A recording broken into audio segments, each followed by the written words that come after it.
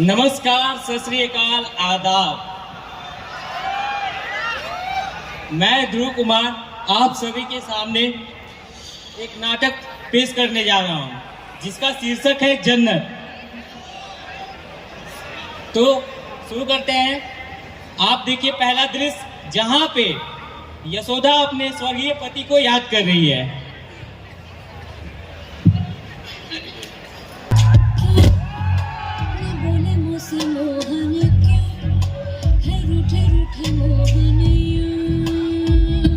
कैसे मनाऊं कैसे मनाऊं। देखो रवि, मुझे ये सब मत बताओ। मैंने इस कंपनी को खड़ा करने के लिए बहुत मेहनत की है, तो अब मुझे उसका प्रॉफिट चाहिए और मुझे ये नहीं सुनना। और ये क्या है, ये बहाने मत करो। आप रुकिए, या तो काम कर लो या फिर माँ बाप के सेवा कर लो। क्या है माँ, आप इरिटेट कर देती हैं। आपको दिखाई नहीं दे रहा मैं कुछ काम कर रहा हूं। मैं कोशिश कर रहा हूं ना कि आपकी जरूरतें पूरी हो, लेकिन ना ही आपकी जरूरतें पूरी होती हैं, ना ही आपके सवाल खत्म होते हैं। बचपन में तो तू भी सवाल किया करता था, पर क्या तेरी माँ ने कभी कहा कि मैं व्यस्त हूँ, मेरे पास समय नहीं है? देखिए, आपको जो है आप बहुत इरिटेट करती हैं। मैं बहुत जरूरी काम कर रहा हूं, आपको समझ में नहीं आता। और ये छोटे छोटे काम जो है हमें क्यों देती हैं?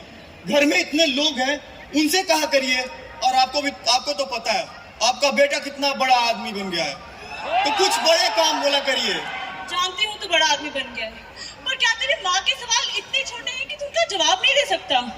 अच्छा खैर, जाने दे। ये दवा पर नाम क्या लिखा है कुछ नजर नहीं आता। आंखें बूढ़ी हो गई है ना।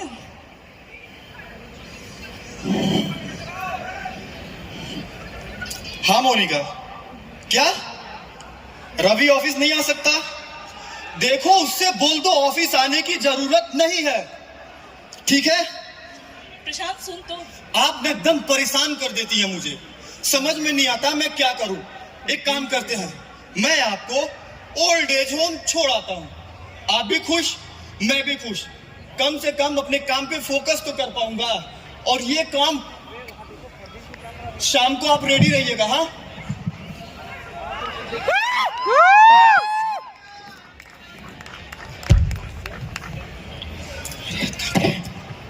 जब औलाद नालायक निकल जाए तो माँ उसका बचपन याद करती है। तो चलते हैं हम दूसरे दृश्य की ओर, जहाँ पे देखेंगे प्रशांत के बचपन की एक झलक।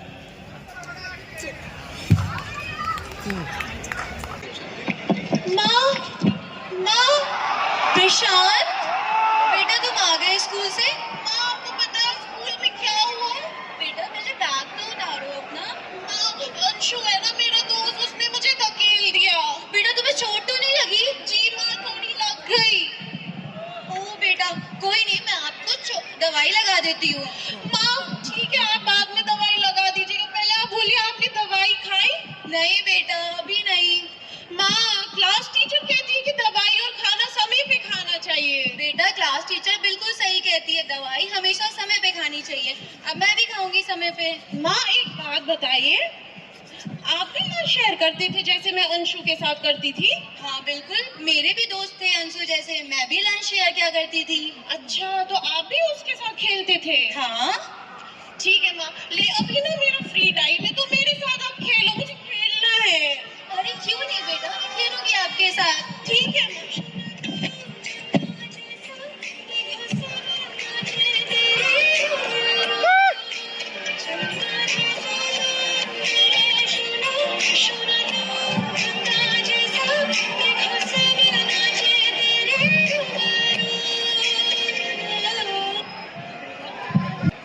तो अब हम चलते हैं तीसरे दृश्य की ओर, प्रशांत का ऑफिस। सुबिडू भी पंखा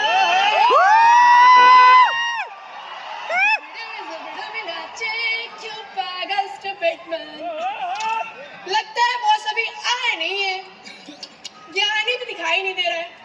अच्छा है नहीं आया, चपरासी कहीं का, वैसे भी दिन भर पकाता रहता है। उसे क्या लगता है मुझे पता नहीं चलेगा? मेरा नाम भी मोनिका है, मोनिका सावंत। राना वैसे अच्छा हुआ कि एक बढ़ ही गया आशिक। 50 पहले से थे, एक बढ़ गया तो अच्छा ही हुआ ना। 51 तो शुभ होते हैं ना। 50 मरे तो क्या मरे, 51 मरे तो बाद मरे।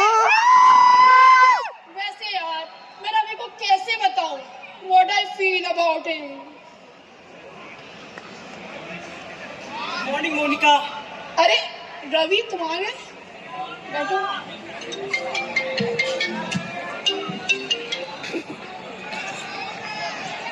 हेलो। क्या हुआ, क्या हुआ रवि? क्या? ठीक मैं अभी आता हूँ। ठीक है मोनिका, बस मैं 5 मिनट में आता हूँ। क्या करूं मैं इस लड़के का?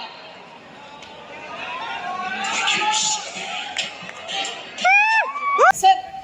अरे बॉस यार प्रशांत, भले ही तुम्हारी कंपनी एक प्राइवेट कंपनी है, लेकिन यहाँ तो बिल्कुल मस्त वाला माहौल बना रखा है। एकदम फनी। एक हमारा दफ्तर है, सो बोरिंग। हमारे पास तो सुंदर वाली सेक्रेटरी भी है। एक हमारा दफ्तर जहाँ शशिकला है, जो दिन भर स्वेटर बुनती रहती है।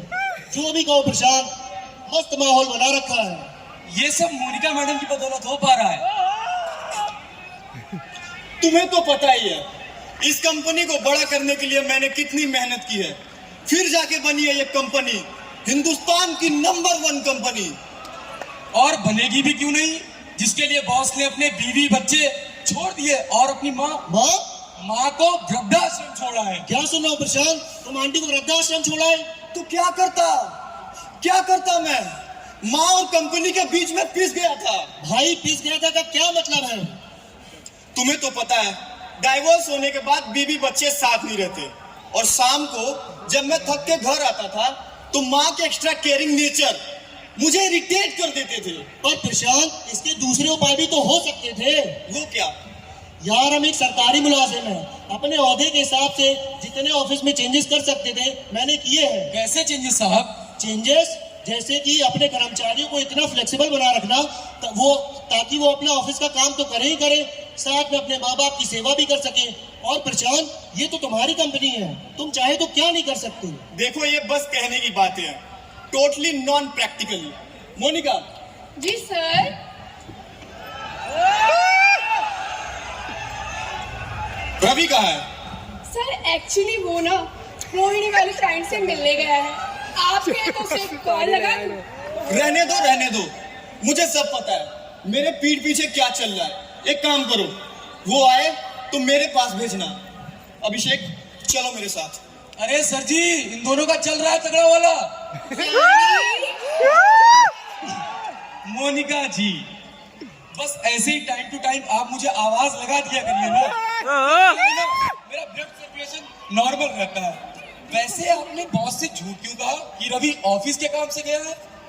ज्ञानी, तुम्हें सच पता भी चल जाएगा कि रवि कहाँ गया है, क्यों गया है। तुम्हें उससे क्या मतलब? तुम तो ठहरे चुगलखोर के चुगलखोरी। मोनिका जी, चुगलखोरी तो मेरे स्वभाव में नहीं। अगर आप कह रही तो मैं मान लेता हूँ कि वो ऑफिस के काम से गया है। रवि की माँ को भूलने की बीमारी है, यानी कि डिमेंशिया। बोलते बोलते कहीं चली गई है, इसलिए मेरा रवि चला गया है। ओह, छोड़िए मुझे क्या। वैसे ये पानी मैं आपके लिए लाया था। ज्ञानी। रवि तुम आ गए? अरे पानी आपके लिए लाया था। क्या हुआ रवि, माँ मिली? हाँ मिली यार, खुद से मन नहीं आ रहा है। एक तरफ नौकरी, दूसरी तरफ माँ बाबा। संस्कार की जाल में मैं फंसा सा रह गया हूँ। जी तो करता है ना मोनिका, मैं फांसी लगा लूं, लेकिन फिर माँ बाबा का चेहरा सामने आ जाता है। अब तो मुझे भी वही करना पड़ेगा जो हमारे बॉस ने किया। सही कहा रवि बाबू, जब से बॉस ने अपनी माँ को वृद्धाश्रम छोड़ा है तब से उनके मजे ही मजे हैं। गजब सी चकल्लस में रहते हैं, और एक आप है जो माँ बाप के जिम्मेदारियों के बोझ तले दबे जा रहे हैं। ज्ञानी कुछ भी बोलता रहता है, तुम इसकी बातों पे ध्यान न दो। रवि तुम भरोसा रखो, सब ठीक हो जाएगा। भरोसे की बात कर रही हो तुम मोनिका, अब तो भरोसे से भी मेरा भरोसा उठता जा रहा है। मोनिका, सर ये लगा वर्ल्ड कप का पहला छक्का। रवि आए तो मेरे पास भेजना। सर मैं बस आ ही रहा था, बस ये फाइल ढूंढ रहा था सर। तुम रहने दो। अभिषेक, इनसे मिलिए। ये है हमारे कंपनी के सबसे होनहार एम्प्लॉय, नए जमाने के नए श्रवण कुमार। इन्हें नौकरी नहीं करनी, केवल टाइम पास करना है। अरे सर नौकरी मेरे लिए टाइम पास नहीं है सर, बल्कि मेरी जरूरत है सर। तो ये जरूरत कहीं और जाके पूरी करो ना। हमने जिम वाले रखा है क्या?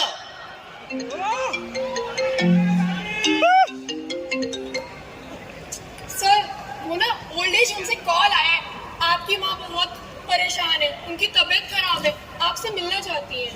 देखा अभिषेक, यही होता है, सही टाइम पे गलत खबर। हेलो, ठीक है ठीक है ठीक है, हाँ ठीक है। क्या हुआ प्रशांत, माता जी ठीक तो है ना? ठीक ही होंगी, जब भी मिलने का मन करता है बीमारी का बहाना बना के बुला लेती हैं। पर प्रशांत एक बार चल के देख लिया जाए, कहीं माता जी की तबीयत कुछ सीरियस ना हो। तुम कहते हो तो हम चलेंगे, एक छोटा सा काम कर लूं। Sir file. अभी रवि बाबू, आप एक काम करिए, ये फाइल मोनिका के टेबल पे रख दीजिए। हमें अभी आपकी जरूरत नहीं है, जब होगी हम आपको बुला लेंगे, हम बुला लेंगे। प्रशांत एक बार चलते हैं, कहीं देर ना हो जाए। चलो भाई, परेशान कर देते हो तुम। क्या हुआ बाबू? सब खत्म हो गया और फिर से मुझे नई नौकरी की तलाश में इधर उधर भटकना होगा। मुझे भी स्वार्थी बनकर अपने गोल्स और एम्बिशंस पे ही फोकस करना था, लेकिन मैंने नहीं किया। आजकल के बच्चे डिग्रियां लेकर अपने माँ बाप के पैसों पर डिग्रियां लेकर विदेश चले जाते हैं और विदेश जाकर वहाँ सेटल हो जाते हैं। आप लोग को मालूम भी है आपके माँ बाप यहाँ कैसे रह रहे हैं, कैसे खा रहे हैं, उनके लिए दवाइयाँ कौन ला रहा है, लेकिन आपको उससे क्या ही मतलब। अरे कुछ तो ऐसे भी हैं जो 6 महीने एक बेटे के पास और 6 महीने दूसरे बेटे के पास रहते। यहाँ तो माँ बाप भी एक्सचेंज होते हैं जनाब, और हो भी क्यों ना, फ्री का बेबी सिटर जो मिलता है। सही तो कहता है, अगर चकल्लस से जिंदगी काटनी है ना तो स्वार्थी तो बनना पड़ेगा ना यार। लेकिन सामाजिक जिम्मेदारियां भी तो जरूरी है ना रवि। अरे नहीं निभानी मुझे ये जिम्मेदारियां जो मुझे मेरे गोल्स को पूरा करने से रोके।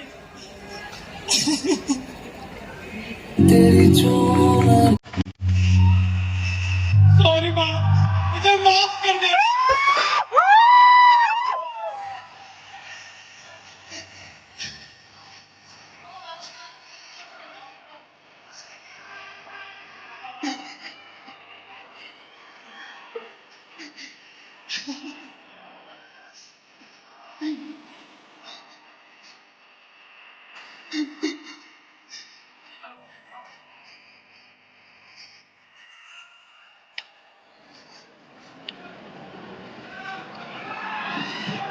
माँ, आओ मैं तुम्हें अपना ऑफिस दिखाता हूँ। रवि, ज्ञानी, माँ ही है, माँ के लिए पानी वगैरह लाओ, जूस वगैरह लाओ। माँ, मैं आपको पूरा अपना कंपनी दिखाता हूँ।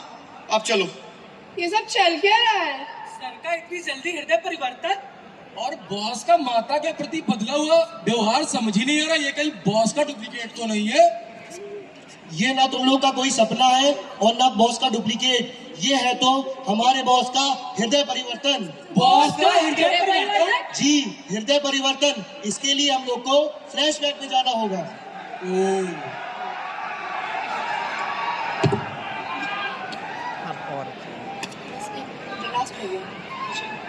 माँ,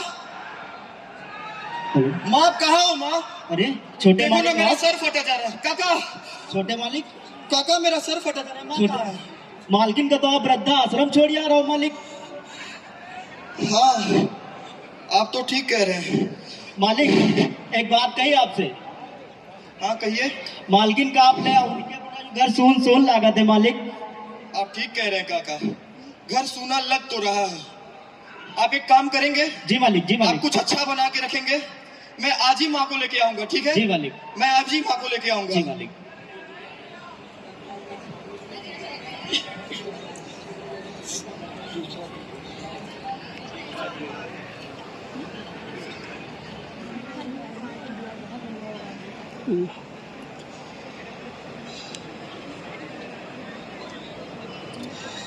माँ। बेटा तुम यहाँ?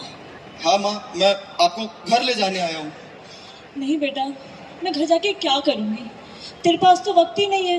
और यहाँ देखना कितने लोग हैं, वक्त कट जाता है और मुझे पता भी नहीं चलता। लेकिन माँ, मैं अकेला हो गया हूँ। अब मुझे घर में सुकून नहीं है। वो घर मुझे कब्रिस्तान लगने लगा है माँ। आपको पता है, कहते हैं कि माँ के कदमों के नीचे जन्नत होता है। मैंने वो जन्नत ही ठुकरा दी और इस दुनिया का मैं वो बदनसीब बेटा हूँ जिसने अपनी माँ की ममता को पहचाना ही नहीं। अब घर चलिए माँ, मैं एकदम अकेला हो गया हूँ। घर चलिए माँ। अगर इस बच्चे को उसकी गलती का एहसास है तो इससे बड़ा मेरे लिए क्या है। हम चलेंगे घर बेटा, हम चलेंगे।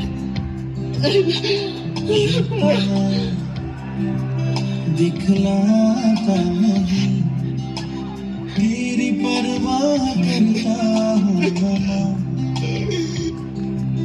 तुझे सब है पता है ना।